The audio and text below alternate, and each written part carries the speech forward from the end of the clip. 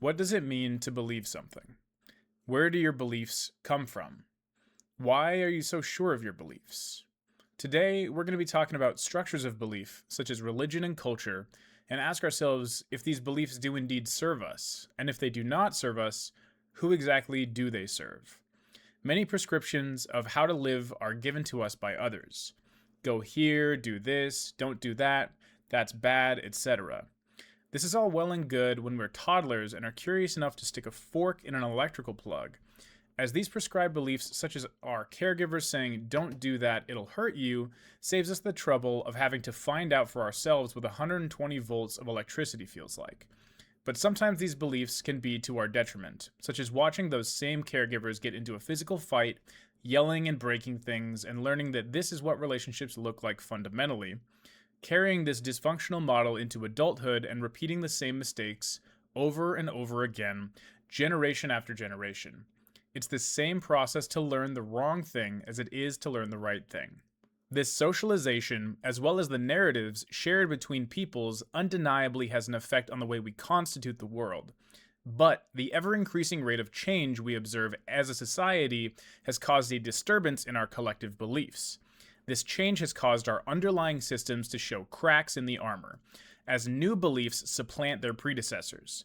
As Nietzsche famously stated, and if you haven't heard this quote, it's a little bit of a doozy, so strap in. God is dead. God remains dead. And we have killed him. How shall we comfort ourselves, the murderers of all murderers? What was the holiest and mightiest of all that the world has yet owned has bled to death under our knives? Who will wipe this blood off of us? What water is there for us to clean ourselves? What festivals of atonement, what sacred games shall we have to invent? Is not the greatness of this deed too great for us? Must we ourselves not become gods simply to appear worthy of it? This statement is not a triumphant rallying cry from a man proud of a previous system overthrown, or even a denial of the belief in God in favor of an atheistic approach.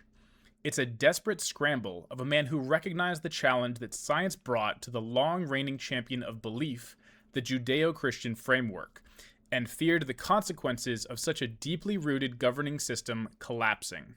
Similarly to the awakening into self-consciousness experienced by Adam and Eve after tasting the forbidden fruit from the tree of knowledge, or Pandora opening the box and releasing its contents, this process is not something that can be undone. As such, what are we to do in this new world, where our systems of belief battle against each other with the ferocity of warring nations? The answer? Choose what you believe in wisely, as your belief structure has effects on everything in your life. Reflect on your current structures of belief and ask yourself if they benefit you or if they harm you, and who you wish to be. If I ascribe myself to a nihilistic viewpoint, believing that life has no meaning, how will that impact my life and the life of those around me? If my religious commitment asks that I incite violence on non-believers, what kind of chaos am I going to brew? These belief structures, such as religious beliefs and other ideologies, often impart these beliefs on us without asking permission beforehand. Through osmosis, spending time around others with certain beliefs causes us to talk the talk and walk the walk. It's an advantageous enough proposition for synergizing groups in the animal kingdom, but it does not track perfectly onto our new world we have created. Now, I'm not going to sit here and tell you to uproot all of your governing viewpoints. Rather, this video is simply meant to shed light on the monumental effect that our beliefs have on our daily lives, and help to open the door for internal observation. Only through observation are we able to decide what is helpful and fits for us as individuals, and what does not. As I mentioned earlier, deciding for ourselves what's right and wrong has become more important and necessary than at any other time in history. And never, too, has it been so difficult to do so. We're constantly bombarded with external stimuli, be it through advertisement, media, and social groups. This heightened interconnectivity in our society has led to us being exposed to more possible belief structures in a week than many would have seen in a lifetime 1,000 years ago. We learn much, if not all, of these beliefs through narrative. When I mentioned Adam and Eve, as well as Pandora's box, Many of you already understood I was alluding to a rapid and irreversible change at the cost of innocence and ignorance. With that comes an apprehension of the unknown and hope despite a fall from blissful ignorance. Stories offer complex and rich explanations for the world and its musings. It is these very explanations that guide the actions we perceive as appropriate in reference to our environment, as well as altering our basic perceptions and inferences about the people and situations we find ourselves with. As it turns out, much of the wisdom of our ancestors is conveyed in narrative. Stories have a subjective focus, just like our lives. They have an individual or group moving through time and navigating unknown circumstances. Within them, we find the opportunity to empathize with the protagonist and gather our own views about a scenario we otherwise may not have considered. Because of this usefulness and our inherent interest in stories, the oral tradition of storytelling dates back since time immemorial. Stories were the culmination of a culture's knowledge, beliefs, morals, as well as a prescription for what behavior is expected to stay in the good graces of the culture and the world. In such a way, each narrative tradition is a guide to navigating the place and social dynamics of the story's origin, and achieve what the culture has deemed to be a valuable and worthwhile pursuit. These prescriptions, while useful in their own right, need to still be taken in the context within which they originated, and compared to the current context of our lives, or else we run the risk of being led astray by a mismatch. In other words, if we follow everything of a particular doctrine or ideology without checking how relevant it is to us as individuals, as well as our current circumstance, we may cause undue harm to ourselves and others. Because as I mentioned, these stories serve a function being a guidebook to what is of value, and how to conduct and orient yourself in a relationship to that valued thing to achieve your desired goal. Whether or not the story weaves values into it that ultimately serve you is somewhat irrelevant to the story. Advertisements are some of the most glaring examples of this. They posit themselves, their company, or their product as the desired goal in the face of some proposed problem and attempt to inspire the viewer to act in accordance with the goals of the advertisement.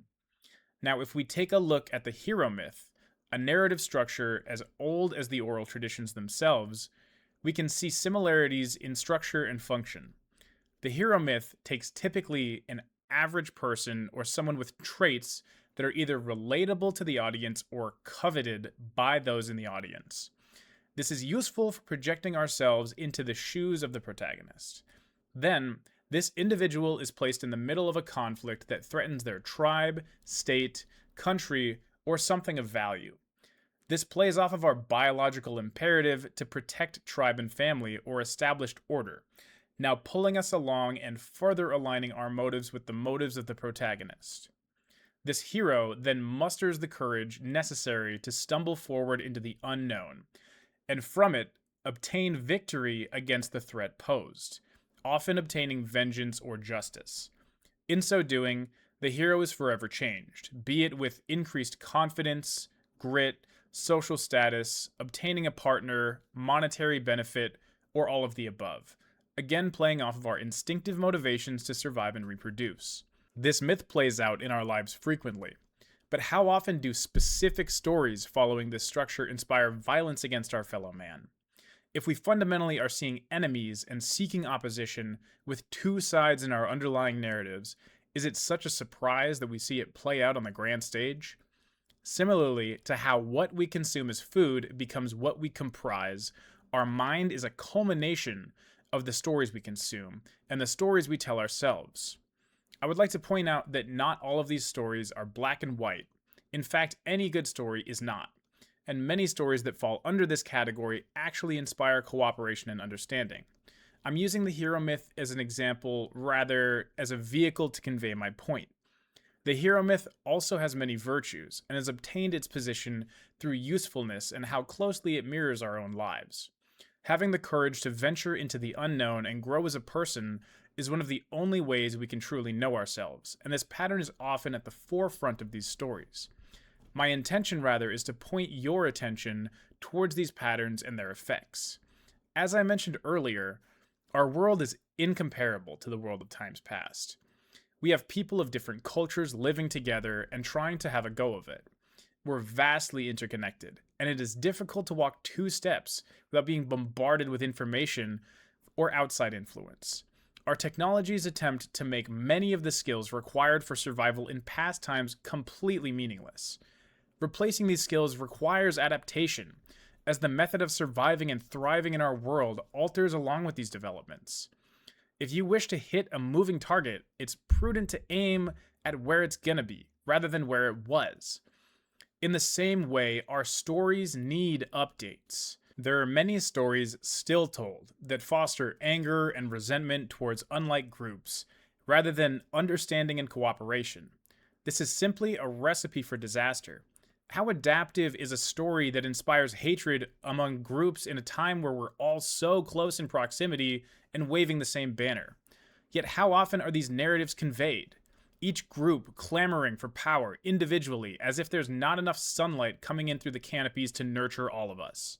How frequently do we hear live in excess implicitly through our environment? You need that new iPhone, that new car. It's a competition. And once someone else has something better than you, you're no longer satisfied with it. And you're no longer satisfied with what's in front of you. It's no wonder that we see such incredibly lopsided distributions of resources. The system we've built all but requires this antisocial avarice. Rather than living in a fulfilled life, blessed by mutual friendship and the love of others, many walk a path of trying to fill a bottomless pit with material goods, yet they too are cursed to never be satisfied.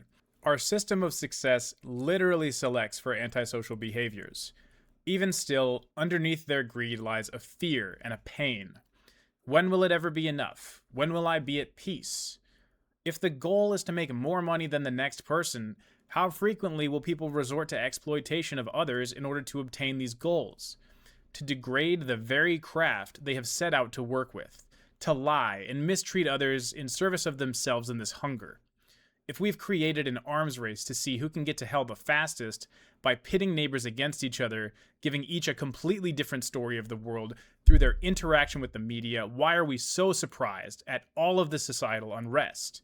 Yet we stay locked in, stressed out, and puppeted by those narratives that once guided us towards salvation, willfully blind to the fact that they have become poison in our mouths, rather than looking up from our phones and across the street to the neighbor, the mother, the father, the sister, the brother, the cousin, the son, the daughter, or the friend, and making our own stories through open and honest communication, curiosity, and goodwill. It's time for us to tell a different story about our future, a story that serves us as well as our fellow humans. Thank you so much for watching, and stay curious.